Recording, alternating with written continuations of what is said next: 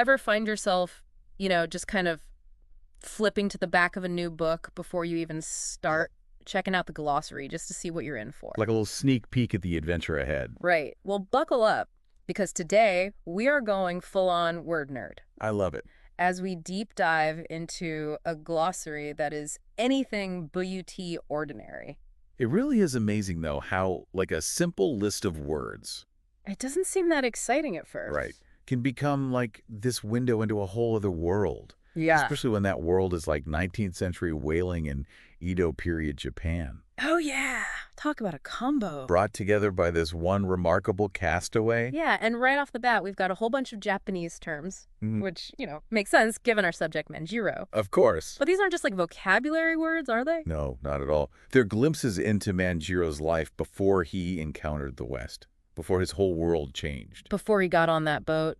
Exactly. Hmm. Each term speaks to like the environment he came from, the traditions, the social structures that kind of shaped his early years. So, like, take daimyo, for instance. Okay. Powerful lords. Okay. Big time players. So we're not talking about, a small village here. Nope. Manjiro's world likely had samurai strict social hierarchies, maybe even, whispers of political intrigue. Oh, absolutely. Imagine growing up surrounded by that kind of power dynamic, those expectations. Yeah. It just adds this whole other layer to his story. Totally. Especially when you consider the culture clash he experiences later. Huge. Huge. Okay, but it's not just the big, imposing terms, Right. even something as simple as itadakimasu, I was hoping we'd get to that. which for our listeners who maybe haven't encountered that one, that's that phrase you say before a meal in Japan. Beautiful phrase. And it reveals so much about his culture, doesn't it? It does. It really does. The closest English translation is, I humbly receive. It's nice. But it's so much deeper than that.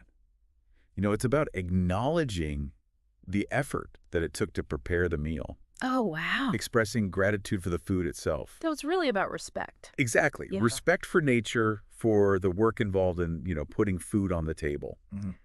These weren't just words to Manjiro. Right. These were values. Ingrained in him. Exactly. And those values would have been challenged Oh, yeah. and reshaped by his experiences. For sure. The glossary also mentions kami, Okay. Shinto spirits, suggesting a strong connection to the spiritual world. Interesting. Now picture him trying to explain those concepts to American sailors with their own set of beliefs and superstitions. I mean, talk about a recipe for some Oh, yeah. interesting conversation. Fascinating. And speaking of culture clashes, let's dive into the other side of this glossary coin here. Okay. The wild world of 19th century whaling. All right. Let's do it. We're not talking about, some gentle nature documentary stuff here. No, not at all. Yeah. This glossary does not shy away from the brutal realities.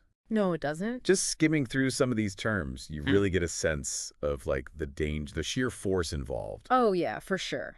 Okay, for instance, we've got Nantucket Sleigh Ride. Okay. Now, when I first saw that, I pictured like a charming holiday outing on a snowy island. I could see that. Maybe some hot cocoa involved. Right. But in reality, it's about as far from a pleasant sleigh ride as you can get. About as far as you can get. We're talking about being towed at terrifying speeds by a harpoon whale fighting for your life. Yeah. Not exactly a relaxing afternoon. No, not at all. Talk about a reality check. Right. And that stark contrast is everywhere in this glossary. Oh, yeah. We go from like the quiet beauty of Kare Sansui Gardens. Which for our listeners are those incredibly zen Japanese rock gardens. Exactly. To the gruesome reality of terms like blubber and tripods. Yeah, I mean, It's a jarring juxtaposition. it is. On one hand, you have Manjiro's world steeped in respect for nature, and on the other, this brutal efficiency in extracting every last valuable ounce from these creatures. And speaking of valuable, the glossary gets super specific about whale anatomy. Oh, yeah.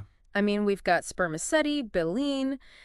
They're not just hunting whales here, they're breaking down the economics of the whole operation. Absolutely. Yeah. These terms highlight just how much was riding on each whale, how fierce the competition must have been. Yeah. It wasn't just about survival at that point. It was about profit, about squeezing every last bit of value out of the ocean. Which, makes you wonder, how did Manjiro process that?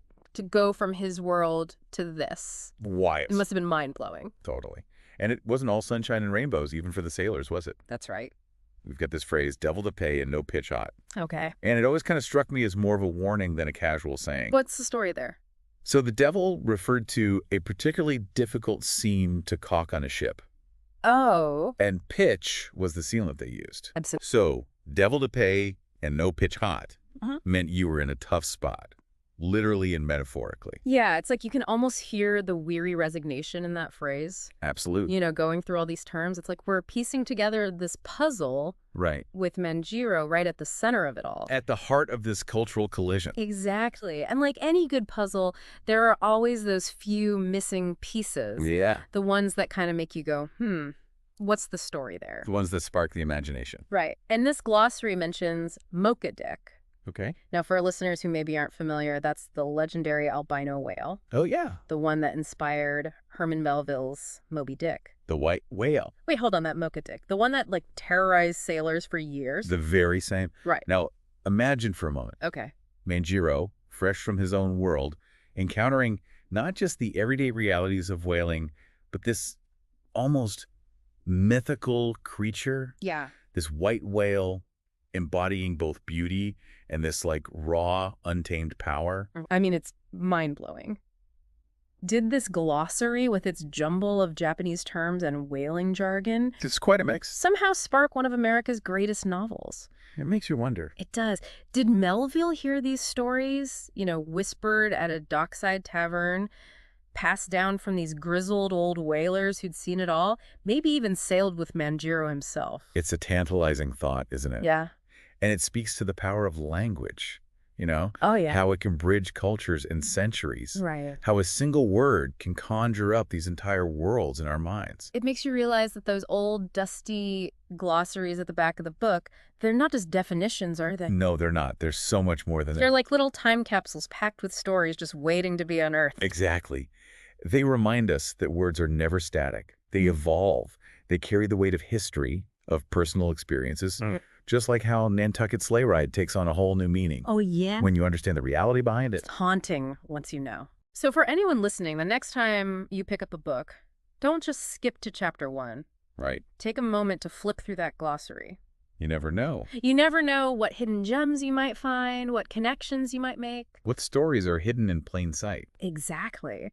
And that's our deep dive for today. Yeah. We've barely scratched the surface, but hopefully you come away with a new appreciation for, the unexpected depths of glossaries Absolutely. and the fascinating ways that language shapes our understanding of the world. Yeah.